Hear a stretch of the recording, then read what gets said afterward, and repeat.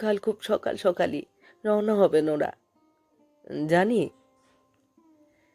এরোড্রাম এখান থেকে অনেকটা পথ, সঙ্গে যাওয়া কি সম্ভব? কার? আমার? হ্যাঁ। বলেন তো যাব।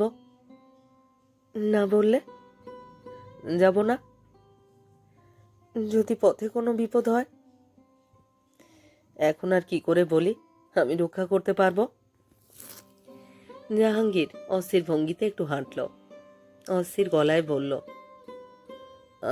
আমার নিজের উপরই সব বিশ্বাস হারিয়ে গেছে, কিন্তু তবুও আমি না গিয়ে পারবো না, সঙ্গে না থেকে পারবো না।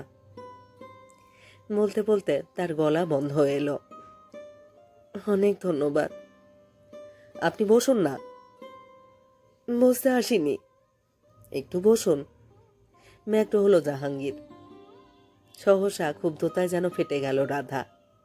ঠোঁট কামড়ে কঠিন গলায় বলল, শৌখিন আদর আপ্যায়নের সময় নয় এখন। আমি শুধু জানতে এসেছিলাম, এই যাওয়া বিষয়ে আপনার কি কিছুই বলবার নেই?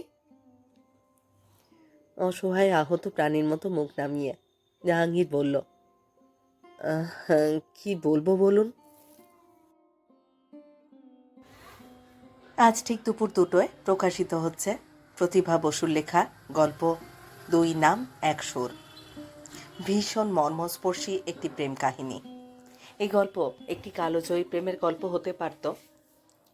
এই গল্প নলিনাক্ষ মাস্টারের মেয়ে রাধা আর কাদির সাহেবের ছেলে জাহাঙ্গীরের অমর প্রেম কাহিনী হতে পারত, কিন্তু হয়নি।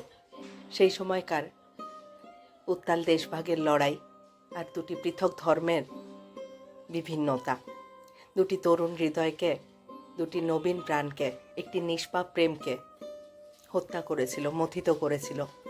অবশ্যই গল্পটি শুনুন আমার কবিতা পাঠ চ্যানেলে ঠিক দুপুর 2টায়।